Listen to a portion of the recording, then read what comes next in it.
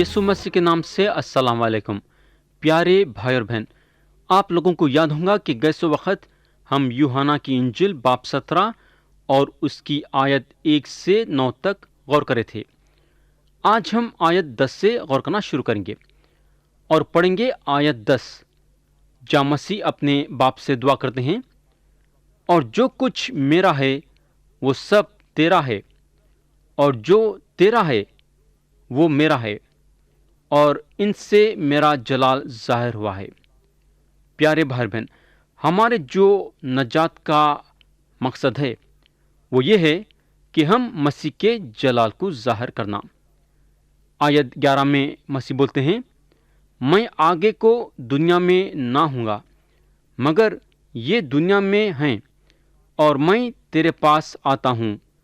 ए खुद्दुस बाप, अपने उस नाम के वसीले से जो तूने मुझे बख्शा है, उनकी हिफाजत कर, ताकि वो हमारी तरह एक हों। तो यहाँ मसीह दो ज़बरदस्त चीज़ों के लिए दुआ करते हैं। उन्होंने हमारे हिफाजत के लिए दुआ करते हैं। मेरे भाई, हम इस बात से भरोसा रखना कि जब हमारे लिए मसीह हिफाजत के लिए दुआ करें हैं, तो हम हिफाजत से रहेंगे। और हम बात नहीं भूल जाना कि हमारे पे पाक रूह का मुहर पड़ा हुआ है। उनकी जो दूसरी ज़बरदस्त बात है वो ये है कि एक होना। उन्होंने यहाँ जो हैं ईमान रखने वालों के एकता के लिए दुआ करें हैं। तो प्यारे भाई बहन, सबसे पहले तो मसीह जो हैं बाप से ये दुआ करते हैं कि उन पे ईमान रखने वाले एक हो जाएं। यहाँ अगर हम गौर करेंगे तो उन्होंने हमसे या किसी कलीसिया के अख्तियार रखने वालों से दुआ नहीं कर रहे, बल्कि उन्होंने अपने बाप से दुआ कर रहे हैं, और उन्होंने ये दुआ करते हैं कि हम सब एक हो जाना। यानी कि जैसा बाप और बेटा एक हैं, हमको मालूम होना चाहिए कि खुदा जो है मसीह के हर एक दुआ को सुना है, और उन्हें ये दुआ को भी सुना है और इसका जवाब भी दिया है। खुदा जो है एक बहुत बड़ी एकता कायम करा है। खुदा की पाक रूह सारे सच्चे ईमान रखने वाले को लेके उसको मसीह के बदन में बपतिस्मा देती है और मसीह के बदन में जोड़ देती है। लेकिन यहाँ ये दुनिया में अगर हम देखेंगे तो ईमान रखने वाले अपने को एक दूसरों से अलग कर लिए हैं, यानी कि उनके ख्यालात एक दूसरों से मिलते जुलते नहीं हैं। कोई एक ख्याल करता है तो कोई और ख्याल करता है, मगर हमको मालूम होना चाहिए कि सिर्फ एक ही सच्ची कलीसिया है, और हर एक आदमी जो मसीह पे ईमान रखता है वो कलीसिया का मेंबर है, और वो कलीसिया का नाम है मसीह का बदन। फिर से एक बार मैं आप लोगों के सामने दोहराना चाहूँगा, कलीसिया का नाम है मसीह का बदन। अब हम पढ़ेंगे आयत 12, जहाँ मसीह अपने बाप से दुआ करते हैं, जब तक उनके साथ रहा, मैंने तेरे उस नाम के वसीले से जो तूने मुझे बख्शा है उनकी हिफाजत की। मैंने उनकी निगहबानी की, और हलाकत के फर्जंद के सिवाय उनमें से कोई हलाक न हुआ, ताकि किताब मुक़द्दस का लिखा पूरा हो। तो यहाँ मसीह बोलते हैं जो तूने मुझे बख्शा है। तो यहाँ अगर हम देखेंगे तो चुनने वाली बात पैदा हो रही है। यहाँ खुदा जिसको चुना है उसको मसीह के हवाले करा है, और यहाँ मसीह उन लोगों के हिफाजत के लिए दुआ करते हैं। अगर हम यहाँ देखेंगे तो मसीह बराबर हमारे हिफाजत के बारे में सोच रहे हैं। मेरे दोस्त, हम हिफाजत से रहना हमारे लिए कितना ज़रूरी है। अगर आज हम देखेंगे तो कदम कदम पे हमको हमारे जान का खतरा है। एक दूसरों के हिफाजत के लिए दुआ करना हमारे लिए बहुत ही ज़रूरी है। वैसे मसीह हमारे हिफाजत के लिए दुआ कर चुके हैं, लेकिन हमारी भी ये एक जिम्मेदारी है कि हम एक दूसरों के हिफाजत के लिए दुआ करना। आयत 13 पढ़ेंगे, जहाँ मसीह अपने बाप से दुआ करते हैं, लेकिन अब मैं तेरे पास आता हूँ और ये बातें दुनिया में कहता हूँ, ताकि मेरी खुशी उन्हें पूरी पूरी हासिल हो। प्यारे दोस्त, یا ہم کو ایک بات یہ معلوم ہونا ضروری ہے کہ خدا نہیں چاہتا ہے کہ ہم مسیح لوگاں اپنے چہروں کو لٹکائے رکھنا۔ ہم کو معلوم ہونا چاہیے کہ مسیح آئے تاکہ ہماری زندگی خوشیوں سے بھر جائے۔ آیت 14 پڑھیں گے۔ مسیح اپنے باپ سے دعا کرتے ہیں، میں نے تیرا کلام انہیں پہنچا دیا اور دنیا نے ان سے عداوت رکھی، اس لیے کہ جس طرح میں دنیا کا نہیں وہ بھی دنیا کے نہیں۔ پیارے بھائی اور بہن، آپ خدا کے کلام کے وجہ سے دنیا میں جو ایمان رکھنے والے ہیں، یعنی کہ جو لوگ یسوع مسیح پہ ایمان لائے ہیں، کافی تکلیفیں اٹھانا پڑ رہا ہے۔ یہ دنیا میں ان لوگوں کو خدا کے کلام کے وجہ سے کافی مصیبتیں ہیں۔ خدا کا کلام ایک ایسی چیز ہے کہ ہم کو سچائی کے بارے میں بتاتا ہے، اور جب یہ سچائی کو ہم دنیا کے سامنے رکھتے ہیں تو دنیا والے یہ چیز کو قبول کرنے کے لیے تیار نہیں ہیں، جس کا نتیجہ یہ ہوتا کہ جو آدمی خدا کے کلام کو ان کے سامنے رکھتا ہے وہ آدمی کو مارتے اور پیٹتے اور اذیت دیتے ہیں۔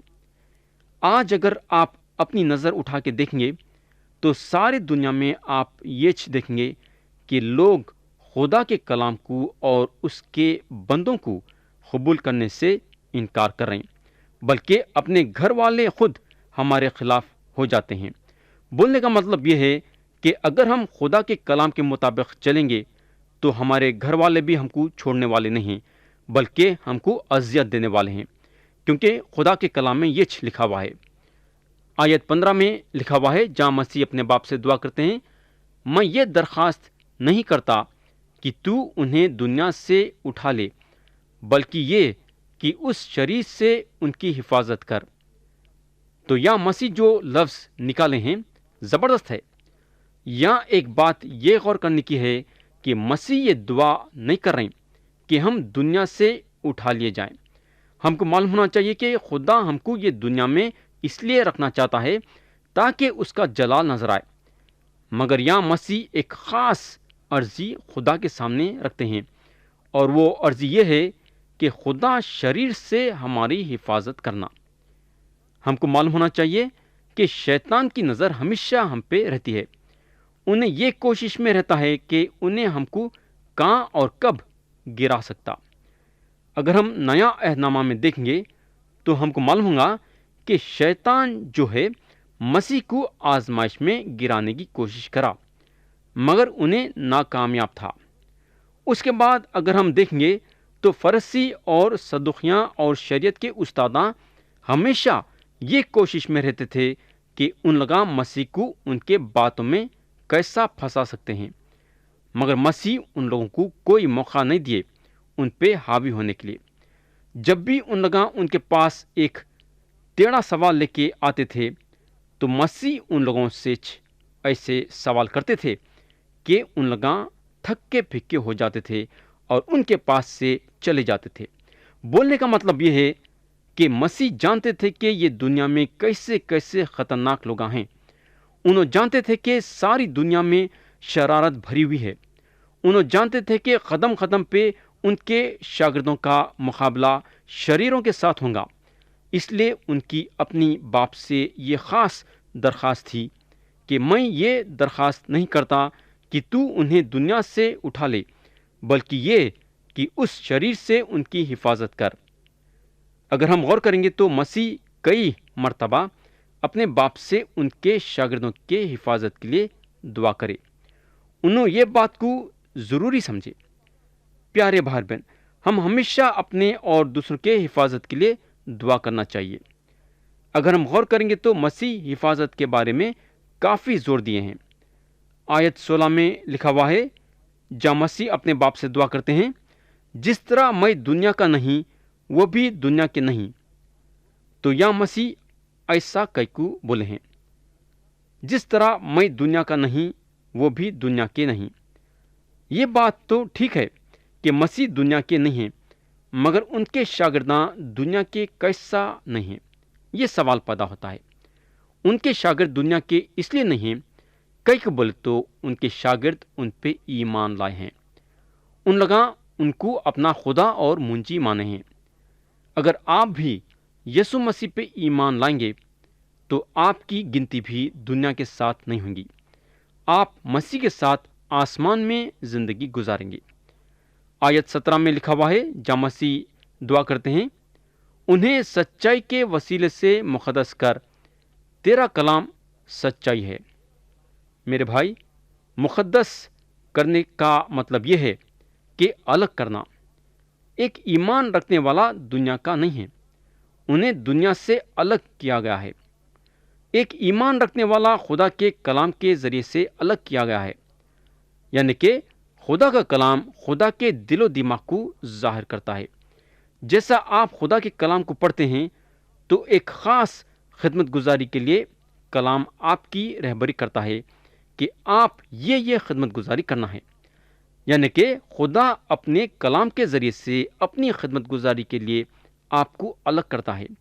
ہم خدا کی خدمت اس وقت ہی کر سکتے جب ہم اس کے کلام کو جاننا شروع کرتے ہیں اور جاننے کے ساتھ ساتھ اس پہ عمل کرتے ہیں۔ آیت 18 اور 19 میں لکھا ہوا ہے، جہاں مسیح اپنے باپ سے دعا کرتے ہیں، جس طرح تو نے مجھے دنیا میں بھیجا اسی طرح میں نے بھی انہیں دنیا میں بھیجا، اور ان کی خاطر میں اپنے آپ کو مقدس کرتا ہوں تاکہ وہ بھی سچائی کے وسیلے سے مقدس کیے جائیں۔ پیارے بھائی بہن، گواہی دینے کے لیے ہم کو دنیا میں بھیجایا گیا۔ مسیح اپنے آپ کو الگ کرے تاکہ انہوں ہمار میں ہو کے دنیا کے نظروں میں پہچانے جائیں۔ لوگوں میں ہماری پہچانت مسیح کے ذریعے سے ہونی چاہیے۔ آیت 20 میں لکھا ہوا ہے، میں صرف انہی کے لیے درخواست نہیں کرتا بلکہ ان کے لیے بھی جو ان کے کلام کے وسیلے سے مجھ پر ایمان لائیں گے۔ یا اگر ہم غور کریں گے تو مسیح کے دل و دماغ میں آپ اور میں تھے۔ میرے بھائی، 2000 سال کے بعد ہم جاننے لگے کہ مسیح ہمارے سردار کاہن ہیں جو ہمارے لیے ایک ایک منٹ اور ایک ایک سیکنڈ دعا کر رہے ہیں۔ آیت 21 میں لکھا ہوا ہے، جہاں مسیح دعا کرتے ہیں، تاکہ وہ سب ایک ہوں، یعنی جس طرح اے باپ تو مجھ میں ہے اور میں تجھ میں ہوں، وہ بھی ہم میں ہوں، اور دنیا ایمان لائے کہ تو ہی نے مجھے بھیجا۔ پیارے بھائی بہن، یہ دعا سن لی گئی ہے۔ ایمان رکھنے والے مسیح میں ایک ہیں، کیونکہ کلیسیا ایک بدن ہے۔ جس وقت بھی ایک گنہگار مسیح پہ ایمان لاتا ہے، وہ گنہگار مسیح کے بدن میں شامل کیا جاتا ہے۔ اگر ایمان رکھنے والے اس طریقے کی ایکتا دنیا کے سامنے بتائیں گے تو دنیا مسیح کے طرف ضرور رجوع ہو جائیں گی۔ کئی مرتبہ ایسا ہوتا ہے کہ دنیا والے مسیح بھائیوں اور بہنوں کو جھگڑا کرتے ہوئے دیکھتے ہیں اور ایک دوسرے کے لیے جلاپا رکھتے ہوئے دیکھتے ہیں، تو مسیح پہ ایمان لانا نہیں چاہتے، مسیح کو اپنا خدا اور منجی کی حیثیت سے قبول کرنا نہیں چاہتے۔ بولنے کا مطلب یہ ہے کہ ہماری غلط سلط زندگی کے ذریعے سے ہم لوگوں کو یسوع مسیح پہ ایمان لانے سے روکتے ہیں۔ آیت 22 اور 23 پڑھیں گے، جہاں مسیح اپنے باپ سے دعا کرتے ہیں، اور وہ جلال جو تو نے مجھے دیا ہے میں نے انہیں دیا ہے تاکہ وہ ایک ہوں جیسے ہم ایک ہیں، میں ان میں اور تو مجھ میں، تاکہ وہ کامل ہو کر ایک ہو جائیں اور دنیا جانے کہ تو ہی نے مجھے بھیجا، اور جس طرح کی تو نے مجھ سے محبت رکھی ان سے بھی محبت رکھی۔ میرے بھائی، میں ان میں اور تو مجھ میں، یہ ایک زبردست بات ہے، اور صرف پاک روح کے طاقت سے ایسا ہو سکتا ہے۔ جو ایکتا باپ اور بیٹے میں ہے، وہچ ایکتا ہمار میں اور یسوع مسیح میں ہونی چاہیے۔ آگے مسیح بولتے ہیں، جس طرح کی تو نے مجھ سے محبت رکھی ان سے بھی محبت رکھی۔ اس کا مطلب یہ ہے کہ خدا جتنی محبت مسیح سے رکھتا ہے، آپ سے اور میرے سے بھی رکھتا ہے۔ آیت 24 میں مسیح اپنے باپ سے بولتے ہیں، اے باپ، میں چاہتا ہوں کہ جنہیں تو نے مجھے دیا ہے، جہاں میں ہوں وہ بھی میرے ساتھ ہوں، تاکہ میرے اس جلال کو دیکھیں جو تو نے مجھے دیا ہے، کیونکہ تو نے بنائے عالم کے پیشتر مجھ سے محبت رکھی۔ پیارے بھائی بہن، جنت ایک ایسی جگہ رہیں گی جہاں ہم مسیح کے ساتھ پوری طریقے سے شرکت کریں گے، یعنی کہ پوری طریقے سے ہم ان کے ساتھ صحبت کریں گے۔ ہم کو معلوم ہونا چاہیے کہ خدا انسان کو اس لیے بنایا تاکہ انسان اس کے ساتھ صحبت کرے، انسان اس کے ساتھ چلے پھرے اور بات چیت کرے۔ یہ مقصد سے خدا انسان کو پیدا کرا، مگر آدم اور حوا کا گناہ انسان کو خدا سے بہت ہی دور کر دیا۔ ہم کو معلوم ہونا چاہیے کہ یہ کائنات میں خدا جانوروں کو بنایا، خدا ہوا کے پرندوں کو بنایا، خدا جو ہے رینگنے والے جانوروں کو بنایا، خدا کیڑے مکوڑوں کو بنایا، مگر خدا ان سے صحبت کرنا نہیں چاہتا، لیکن خدا ضرور انسان سے صحبت کرنا چاہتا ہے۔ خدا جب انسان کو بنایا تو انسان کو انسان کے مرضی پہ چھوڑا، حالانکہ آدمی گناہ کرا، پھر بھی خدا انسان سے صحبت کرنا چاہتا ہے۔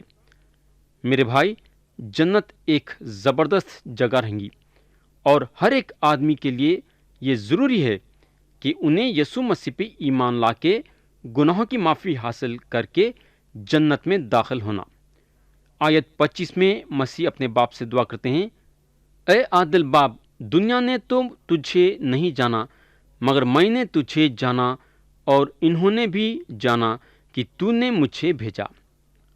پیارے بھائی بہن، مسیح یہاں باپ سے تو دعا کرے، مگر ہمارے سامنے ایک سچائی رکھے۔ انہوں یہ ظاہر کرے کہ دنیا خدا کو نہیں جانی۔ آج اگر ہم غور کریں گے تو کتنے نئے لوگ خدا کی عبادت کر رہے ہیں۔ میں تو بولوں گا تقریباً ہر انسان خدا کی عبادت کر رہا ہے، مگر خدا کو نہیں جاننے کا مطلب یہ ہے کہ انسان کا رشتہ خدا کے ساتھ ذاتی طور سے نہیں ہے۔ انسان کا رشتہ خدا سے اس وقت ذاتی طور سے قائم ہوتا ہے جب انسان خدا کے سامنے اپنے گناہوں کا اقرار کر کے یسوع مسیح پہ ایمان لاتا ہے۔ جب انسان اپنے گناہوں کا اقرار کر کے یسوع مسیح پہ ایمان لاتا ہے تو خدا اپنے آپ کو انسان پہ ظاہر کرتا ہے اور بتاتا ہے کہ انہیں کون ہے، کیسا ہے اور کس طریقے سے کام کرتا ہے۔ تو انسان کو یسوع مسیح پہ ایمان لانا ضروری ہے اگر انہیں خدا کو صحیح ڈھنگ سے جاننا چاہتا ہے۔ تو جب تک ہم یسوع مسیح کے ذریعے سے خدا کے ساتھ ذاتی طور سے رشتہ قائم نہیں کریں گے تو ہم خدا کو کیسا جان سکتے؟ مسیح کے شاگرداں خدا کو اس لیے جان سکے کیونکہ ان لوگاں یسوع مسیح پہ ایمان لائے۔ جب ان لوگاں یسوع مسیح پہ ایمان لائے تو ان لوگوں کو پتہ چلا کہ خدا مسیح کو یہ دنیا میں بھیجا ہے تاکہ ان کے ذریعے سے ان لوگوں کو ان کے گناہوں کی معافی ملے اور وہ ہمیشہ کی زندگی پائے۔ اب ہم آیت 26 پڑھیں گے، جو کہ یہ باپ کی آخری آیت ہے، جہاں مسیح اپنے باپ سے دعا کرتے ہیں، اور میں نے انہیں تیرے نام سے واقف کیا اور کرتا رہوں گا تاکہ جو محبت تجھ کو مجھ سے تھی وہ ان میں ہو اور میں ان میں ہوں۔ تو پیارے بھائی اور بہن، ایک آخری بات یا مسیح جو کرتے ہیں وہ یہ ہے کہ ان کی محبت ہمارے دل میں چھائی رہے، بلکہ ہمارے زندگی میں ہمیشہ چھائی رہے۔